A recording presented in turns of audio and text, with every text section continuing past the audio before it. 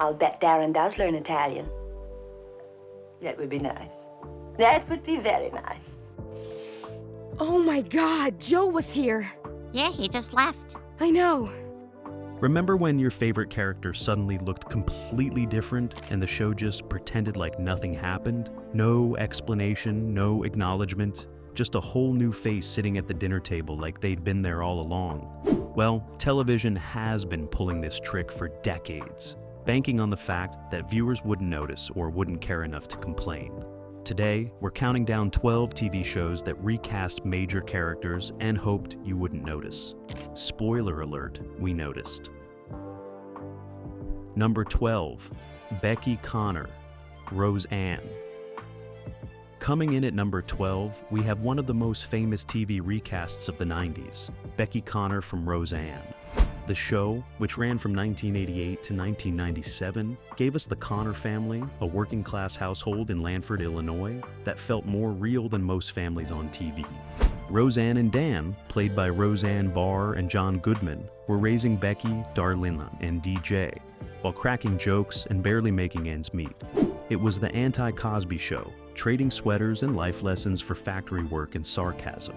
Lisey Goranson originated the role of Becky, the responsible older daughter, who eventually eloped with her boyfriend Mark. But after season 5, Goranson left to attend college because apparently getting an education was more important than staying on a hit sitcom. Who knew? The producers brought in Sarah Chalke to take over the role. And here's where it gets interesting. The show didn't just recast and move on. They actually acknowledged it with jokes, breaking the fourth wall to poke fun at the switch. When Goranson returned for season 8, then Chalk came back again for season 9, Roseanne even made cracks about Becky looking different. It was meta before meta was cool, and it worked because Roseanne was always a show that didn't take itself too seriously. Both actresses brought something different to the role. Goranson had that girl-next-door charm, while Chalke leaned into Becky's rebellious streak. Today, most fans know Chalk from Scrubs, where she played Elliot Reed, proving that getting replaced on one sitcom can lead you straight to another hit show. Lisey Goranson, meanwhile, returned for the Roseanne revival and the Connors, reclaiming her role once and for all. Sometimes you really can go home again, even if someone else was living in your house for a while. Number 11, Darren Stevens, Bewitched. At number 11, we have the recast that literally defined TV replacement anxiety, Darren Stevens from Bewitched. The show ran from 1964 to 1972 and followed Samantha, a witch married to a mortal advertising executive named Darren. The premise was simple. Samantha had magical powers, Darren wanted a normal suburban life, and hijinks ensued every single week. Dick York originated the role of Darren, bringing a frantic, neurotic energy to the character that made him the perfect straight man to Samantha's magical chaos. But after 5 seasons, York had to leave due to a severe back injury that made it impossible to continue. The studio didn't want to end the show, so they brought in Dick Sargent to take over in season 6. And here's the thing. They didn't explain it. No magic spell gone wrong, no acknowledgement whatsoever. One week it's Dick York, the next week it's Dick Sargent, and everyone just carried on like nothing happened. Imagine waking up one day and your spouse looks completely different but still has the same name and job. That's basically what Bewitched asked viewers to accept. The transition was jarring for fans. York's Darren was high-strung and perpetually exasperated, while Sargent played him more laid-back and easygoing. It fundamentally changed the dynamic of the show. Some viewers adapted, others never quite forgave the switch. The show continued for another 3 seasons with Sargent, proving that audiences would stick around even if the leading man got swapped out mid-series. Dick York spent his later years doing charity work and passed away in 1992. Dick Sargent continued acting and became an advocate for LGBTQ rights before his death in 1994. Both actors left their mark on the role, even if they never actually met on set. We'll dive deeper into this recast later in the countdown because, honestly, it deserves more attention. Number 10, Vivian Banks, The Fresh Prince of Bel-Air. Sliding into number 10, we have Vivian Banks from The Fresh Prince of Bel-Air, a recast so controversial it sparked real-life drama that lasted for decades. The show premiered in 1990, and made Will Smith a household name while giving us one of the most iconic theme songs in TV history. The Banks family, Philip and Vivian, along with their kids Carlton, Hillary, and Ashley, took in Will's streetwise character from West Philadelphia, creating culture clash comedy that defined early 90s television. Janet Hubert originated the role of Aunt Viv, bringing elegance, intelligence, and a no-nonsense attitude that perfectly balanced the household. She was a former dancer and professor, sophisticated but warm, the kind of TV mom who could shut down Will's antics with a single look. But after 3 seasons, Hubert was gone, replaced by Daphne Maxwell Reid for the final 3 seasons. The show addressed it with a single joke. Jazz looked at Aunt Viv and said something like, "You look different," and that was it. Moving on, behind the scenes, the story was messy. Hubert and Will Smith reportedly clashed over her contract negotiations and pregnancy, leading to her departure. For years, decades actually, Hubert spoke publicly about feeling pushed out, while Smith rarely addressed it. The Two Aunt Vivs became a cultural touchstone, with fans taking sides like it was a custody battle. Team Janet versus Team Daphne became a thing, which is wild considering they were both playing the same character on a sitcom about a kid from Philly living with his rich relatives. Reed's Aunt Viv was warmer and more accessible, less of an authority figure and more of a friend to the kids. Some fans preferred the change. Others felt like the show lost its edge. In 2020, during the Fresh Prince reunion special, Smith and Hubert finally reconciled on camera, both admitting fault and moving forward. It was emotional, genuine, and reminded everyone that sometimes recasts aren't just about acting. They're about real people with real conflicts trying to make a living in Hollywood. Number 9, Laurie Forman, That 70s Show. At number 9, we have Laurie Forman from That 70s Show, a recast that happened so quietly some viewers didn't even realize it happened until years later. The show ran from 1998 to 2006, following a group of teenagers in Point Place, Wisconsin, as they navigated the 1970s with basement hangouts, circle sessions, and Red Forman's endless threats to put his foot in someone's backside. Laurie was Eric's older sister, the promiscuous troublemaker who delighted in tormenting her younger brother while driving Red and Kitty crazy. Lisa Robin Kelly originated the role, playing Laurie as the quintessential mean girl with a side of daddy issues. She was a memorable recurring character, popping in and out of episodes to cause chaos and make Eric's life miserable. But Kelly struggled with personal issues, leading to her departure from the show during season 3.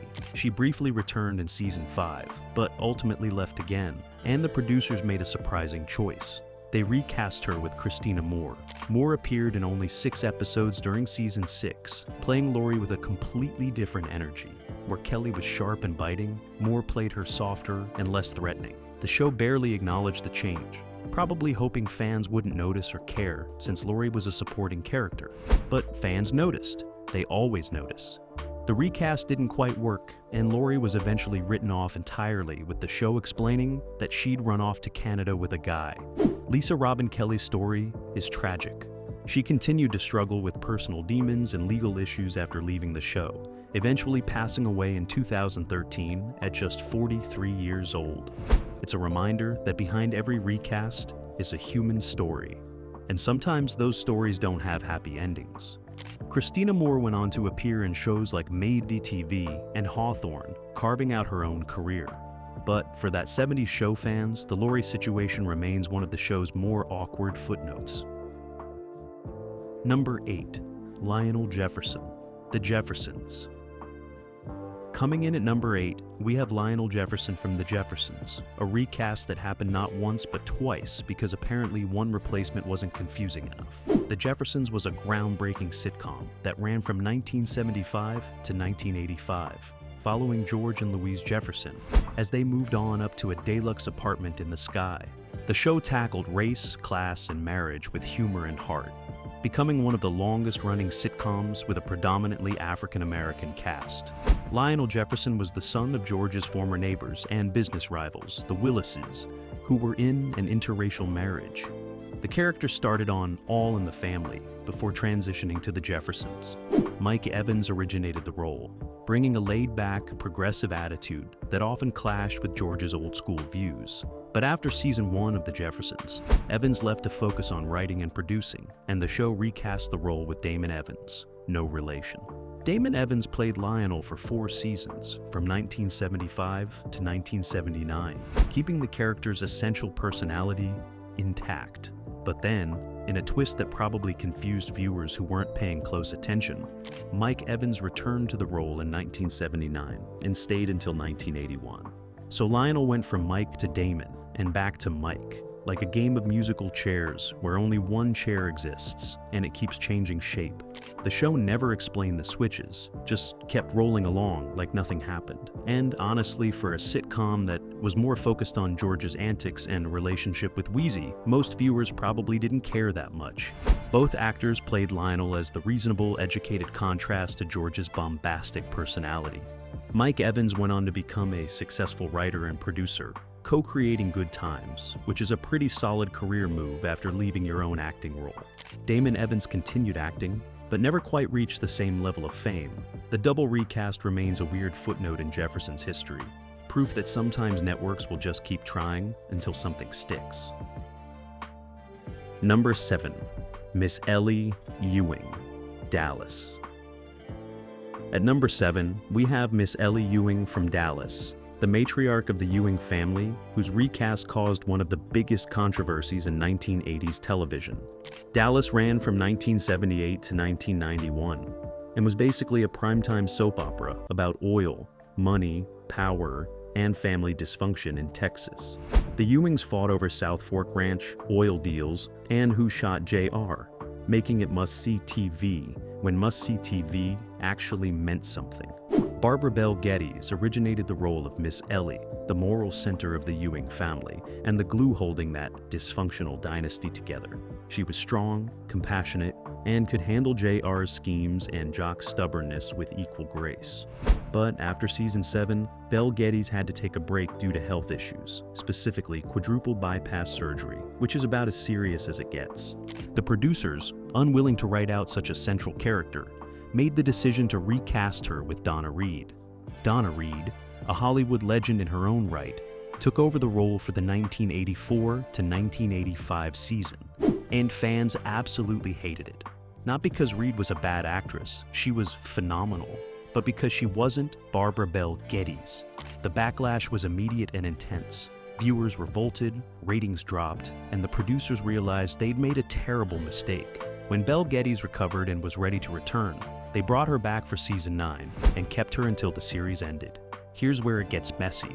Donna Reed sued the producers for breach of contract when they fired her to bring back Bel Geddes, arguing that she'd been promised a longer tenure on the show. The case was eventually settled, but the whole situation remains one of the most dramatic recasting controversies in TV history. It proved that some characters are simply irreplaceable, no matter how talented the replacement might be. Barbara Bel Geddes owned that role, and Dallas learned the hard way that you can't just swap out a beloved matriarch and expect fans to accept it. Miss Ellie was back where she belonged, and the show was better for it. Number 6. Gladys Kravitz, Bewitched. Coming in. At number 6, we're back to Bewitched because apparently this show just couldn't stop recasting people. This time, it's Gladys Kravitz, the nosy neighbor who spent 8 seasons trying to prove that Samantha was a witch, while everyone treated her like she was losing her mind. Alice Pierce originated the role in 1964, playing Gladys as a tightly wound, paranoid busybody, whose suspicions were always correct but never believed. Pierce brought a manic energy to the role that made Gladys both annoying and endearing, the kind of neighbor you'd avoid at the grocery store but secretly find entertaining. Tragically, Alice Pierce was battling ovarian cancer while filming the show. She passed away in 1966, shortly after winning an Emmy for the role, which makes her performance even more remarkable. The producers faced a difficult decision. Gladys was a key part of the show's formula, the muggle, if you will, who constantly witnessed magic but could never prove it. They decided to recast rather than write the character out, bringing in Sandra Gould to take over. Gould played Gladys from 1966 until the show ended in 1972, but her version was noticeably different. Where Pierce's Gladys was frantic and neurotic, Gould played her louder and more abrasive, less sympathetic and more cartoonish. Some fans preferred the original, others embraced the new interpretation. The show never explained why Gladys suddenly looked and acted different, probably because explaining it would require acknowledging that Abner Kravitz's wife had somehow transformed, which even in a show about witches would be weird. What's fascinating is that both actresses made the role work despite playing it completely differently. Pierce's Gladys felt like a real person, slowly losing her grip on reality. Gould's Gladys was more of a comic foil, a punchline with a personality. The recast worked because the character's function remained the same, even if the execution changed. Sandra Gould became so associated with the role that many younger viewers who watched reruns didn't even know there had been an earlier Gladys. That's either a testament to Gould's performance or proof that most people don't pay that much attention to supporting characters on sitcoms. Number 5. John Boy Walton, The Waltons. At number 5, we have John Boy Walton from The Waltons, and this one hit different because John Boy wasn't just a character, he was the narrator, the heart, the aspiring writer, whose voice opened every episode. The Waltons ran from 1972 to 1981 and followed a family living in rural Virginia during the Great Depression and World War II. It was wholesome, earnest, and made millions of Americans wish they lived on Walton's Mountain, probably forgetting that indoor plumbing is actually pretty great. Richard Thomas originated the role of John Boy, the eldest Walton child who dreamed of becoming a writer. His sensitive portrayal made John Boy the emotional center of the show, and his relationship with his family, especially his bond with Grandpa, gave the series its heart. Thomas left after season 5 to pursue other opportunities, including a stint on Broadway because apparently even Walton's Mountain couldn't keep everyone forever. The producers faced a massive problem. How do you replace the main character and narrator of your family drama? Their solution was Robert Whiteman, who took over the role in season 9 for a handful of episodes. Whiteman did his best, but replacing Richard Thomas was like replacing the foundation of a house and hoping nobody notices the building is now leaning. The show tried to make it work, bringing John Boy back for specific storylines, but it never quite felt right. What made this recast particularly awkward was that The Waltons was built on authenticity and emotional truth. These weren't wacky sitcom characters you could swap out. They were supposed to feel like a real family. Changing John Boy's face shattered that illusion. Viewers had spent years watching Richard Thomas grow up on screen, and suddenly, here's a different guy with the same name, expecting everyone to accept it. The show was already winding down by the time Whiteman took over, so the recast felt less like a fresh start and more like rearranging deck chairs on the Titanic. Richard Thomas returned for the Waltons reunion movies in the 1980s and 1990s, reclaiming his role and giving fans the closure they wanted. Whiteman continued acting, but never became a household name. For Walton's fans, there's only one John Boy, and his name is Richard Thomas. The recast proved that some characters are so tied to a specific actor that trying to replace them is basically impossible. Good night, John Boy, and good night to the idea that you could ever be anyone else. Number 4, Valerie Harper to Sandy Duncan, The Hogan Family. At number 4, we have one of the most bizarre recasts in sitcom history, and we actually covered this briefly in an earlier video, but it deserves a deeper look. The show started as Valerie in 1986 with Valerie Harper playing Valerie Hogan, a working mom juggling 3 sons and a pilot husband who was never home. It was a solid family sitcom with a talented cast, including Jason Bateman and a young Jeremy Miller, who would later appear on Growing Pains. Everything seemed fine until it wasn't. After 2 seasons, Harper got into a contract dispute with the producers, demanding more money and a piece of the syndication pie. The producers said, "No thanks," fired her, and made the absolutely insane decision to kill off the title character in an off-screen car accident. That's cold-blooded even by Hollywood standards. It's like getting fired from your job and then finding out they've told everyone you died. But instead of canceling the show, they brought in Sandy Duncan to play Aunt Sandy, who moved in to help raise the boys. The show was renamed Valerie's Family, and then The Hogan Family, desperately trying to rebrand itself as something other than the show that killed its main character. Duncan did her best, bringing a different energy to the series, more bubbly and less grounded than Harper's performance. The show somehow survived for 4 more seasons, which is either impressive or proof that audiences in the late 80s would watch literally anything. Valerie Harper sued for wrongful termination and breach of contract, eventually winning a multi-million-dollar settlement. She went on to more TV movies, stage work, and guest appearances, cementing her legacy from The Mary Tyler Moore Show and Rhoda. Sandy Duncan continued acting and doing theater, proving she could carry a sitcom even under the strangest circumstances. The whole situation remains a cautionary tale about what happens when egos, money, and network television collide. You can replace an actor, sure, but replacing them by killing off the character and bringing in a relative, that's next level chaos. Number 3, Meg Griffin, Family Guy. At number 3, we have a recast that most people don't even know happened, Meg Griffin from Family Guy. The show premiered in 1999 and quickly became a cultural phenomenon with its cutaway gags, pop culture references, and willingness to offend basically everyone.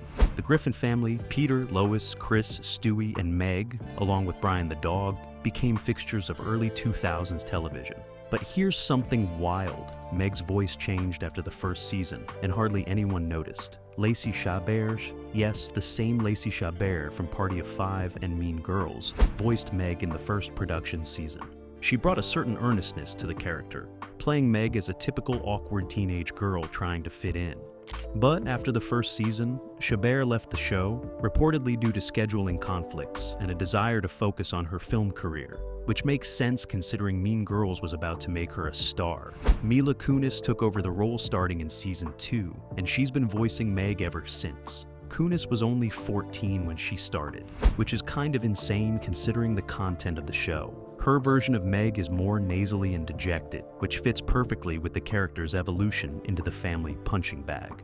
Over the years, Meg became the butt of increasingly cruel jokes, treated terribly by her family in ways that became a running gag. What's remarkable is how seamlessly the transition happened. Most viewers had no idea Meg had been recast, because voice acting allows for those kinds of changes in ways that live-action shows don't. Chabert's episodes and Kunis's episodes don't sound drastically different enough for casual viewers to catch it. Both actresses played Meg as the overlooked, unpopular daughter. The character's function stayed the same even as the voice changed. Lacey Chabert went on to become the queen of Hallmark Christmas movies, appearing in dozens of them and basically owning that entire genre. Mila Kunis became a major film star with roles in Black Swan, Bad Moms, and the ill-fated Jupiter Ascending, plus her long-running relationship with and eventual marriage to Ashton Kutcher, her former That 70s Show co-star. Both actresses have had incredible careers, but for Family Guy fans, Meg is and always will be Mila Kunis, even if she wasn't always. Number 2, the Two Aunt Vivs, a deeper look. Coming in at number 2, we're circling back to the Fresh Prince of Bel-Air and the Aunt Viv situation, because this recast deserves more analysis than we gave it earlier. This wasn't just a simple replacement, it became a cultural conversation about representation, power dynamics, and what happens when creative differences turn personal. Janet Hubert's Aunt Viv was formidable, a former dancer and professor who commanded respect. She had chemistry with the entire cast and brought gravitas to the show. When Hubert was replaced by Daphne Maxwell Reid after season 3, the tonal shift was noticeable. Reid's Aunt Viv was warmer, less intimidating, more accessible. Some fans felt like the show became safer, less willing to challenge the characters. Others appreciated the lighter touch. The debate raged for years, with Hubert speaking out about feeling blacklisted, and Smith occasionally making dismissive comments in interviews. It got ugly, the kind of ugly that made you uncomfortable watching old episodes. What made this recast particularly significant was the representation factor. Both actresses were successful black women, playing a successful black mother on one of the few shows that centered black excellence and family dynamics. The fact that they were pitted against each other, whether intentionally or not, added another layer to the controversy. Fans felt forced to choose sides, and the actresses themselves became symbols of different approaches to the character and to Hollywood. The 2020 reunion changed everything. Hubert and Smith sat down and had a real conversation, addressing the pain, the miscommunication, and the years of animosity. Hubert explained the pressures she was under as a new mother trying to negotiate fair pay. Smith acknowledged that he could have handled things differently and that he didn't fully understand her situation at the time. It was raw, honest, and genuinely healing to watch. They hugged, they cried, and decades of bad blood started to fade. That reunion mattered because it showed that recasts aren't just business decisions, they're human stories with real consequences. Janet Hubert lost job opportunities because of the narrative around her departure. Will Smith carried guilt about how things went down. Daphne Maxwell Reid found herself caught in the middle of a conflict that had nothing to do with her performance. The Fresh Prince recast became a case study in how Hollywood treats its actors, especially women of color, and how grudges can last far longer than they should. Number 1. Dick York to Dick Sargent, the full story. And finally, at number 1, we're diving deep into the most famous recast in television history, Darren Stevens on Bewitched. We touched on this earlier, but this deserves the top spot because it literally defined how we talk about TV replacements. The phrase, "they pulled a Darren," entered the cultural lexicon, referring to any time a show recasts a major character without explanation. So, let's break down exactly what happened and why it mattered. Dick York played Darren from 1964 to 1969, bringing a high-strung, neurotic energy to the role. He was the perfect comedic foil for Samantha's calm, magical presence. York's Darren was always on the verge of a nervous breakdown, constantly exasperated by Endora's schemes and the magical chaos that invaded his normal suburban life. His physical comedy was excellent, his timing was impeccable, and he made Darren likable despite being kind of a controlling husband by modern standards. But York was suffering. He'd injured his back years earlier on a film set, and the injury had never fully healed. By the late 60s, he was in constant pain, taking medications just to get through filming. The physical demands of the role, all the pratfalls and reactions, were torture. After 5 seasons, he collapsed on set and had to leave the show. It wasn't a choice, it was a medical necessity. The man was literally unable to continue. The network faced a decision: end the show or recast the lead. They chose to recast, bringing in Dick Sargent, who had actually been considered for the role originally. Sargent's Darren was noticeably different, more laid back, less manic, gentler in his approach to Samantha's magic. Some of that was intentional, some of it was just Sargent's natural style. The show never acknowledged the change, not even with a throwaway joke. One week it's Dick York, the next week it's Dick Sargent. Same character, different face, carry on. Fans were divided, some accepted Sargent and moved on, others never forgave the change. The show continued for 3 more seasons with decent ratings, proving that audiences would stick around even with a new leading man. But something was lost in the transition. The dynamic between Samantha and Darren shifted. The show became less about a magical woman trying to live a normal life, and more about wacky supernatural hijinks. Sargent was fine, good even, but he wasn't Dick York. The tragedy of the York-Sargent swap is that both actors deserved better. York deserved recognition for powering through pain for years to deliver an iconic performance. Sargent deserved not to be constantly compared to his predecessor, or blamed for changes that were beyond his control. They both played Darren Stevens, and they both brought something valuable to the role. York brought chaos and energy. Sargent brought stability and charm. Different doesn't mean worse, it just means different. Dick York spent his later years in poverty, his medical issues preventing him from working consistently. He died in 1992 without ever achieving the financial security his talent deserved. Dick Sargent continued acting and became an advocate for LGBTQ rights after coming out publicly. He died in 1994. Both men are gone now, but their performances live on in syndication, forever linked by a role they never discussed with each other. The Darren recast remains the gold standard by which all other TV replacements are measured, a reminder that sometimes change is necessary, rarely seamless, and always noticed by someone. And there you have it, 12 TV shows that recast major characters and hoped you wouldn't notice. Spoiler alert, we noticed every single one. From Aunt Viv to Darren, from Becky to Lionel, these recasts remind us that television is a business, and sometimes business decisions trump creative consistency. Some worked, some failed spectacularly, and some became cultural touchstones that we're still talking about decades later.